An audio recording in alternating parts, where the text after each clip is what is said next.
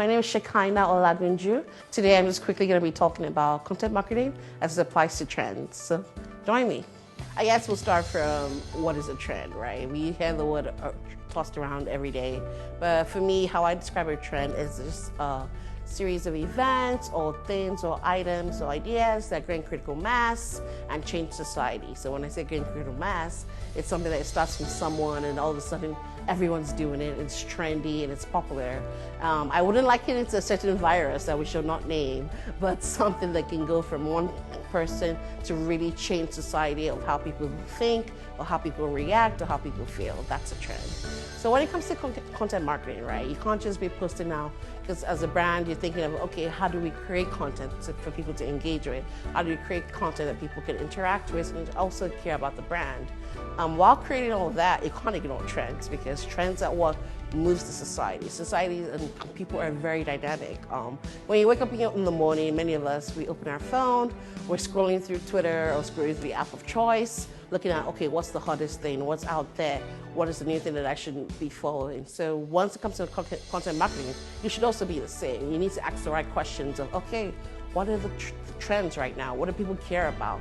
And think of, when you're thinking about trends, it's about, okay, what do people care about? What questions are people asking? And then you also need to ask, what questions will people be asking in the future? So it's not enough to only know what trends there are out there. I mean, of course it's big, but it's easy to just open up your social media apps and see, okay, the trending topic right now is bone straight hair, or it's an iPhone 12. It's easy to see that, but it's not enough as a content marketer or working with brands to just know that. You need to go further than that. You need to say, okay, I know that this is trending right now, but how does that influence society? So there are many ways to find out what's trending or what could be trending in the future when it comes to creating content for people to engage with. First of all, when it comes to finding out, okay, what might be trending or what's about to trend right now, there's a number of ways. So when it comes to polls, just talking to people, we're talking with focus groups, we're talking just interviews, talking to different people to see, okay, what questions are they having right now? What is most important to them right now? What is moving them right now? When you wake up in the morning, as a Nigerian, what's the ginger that keeps you going?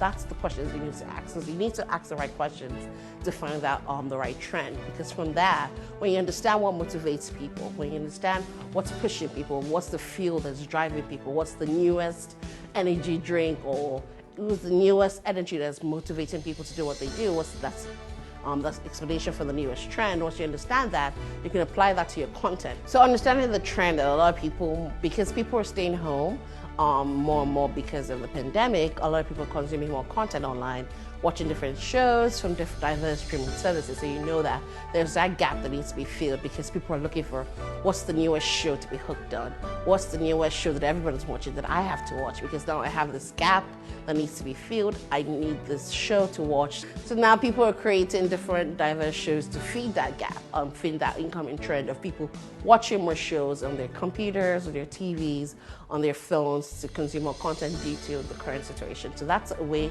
to identify a trend. So the biggest conclusion, like I said, is that apart from just understanding what's going on and what matters to people and using that in your content, you need to get to a point where you become a trend leader because you can predict that, oh, this is what's going to matter to people. So even before it begins to gain critical mass and begin to gain that critical audience, you're already leading those conversations for your brand in your content.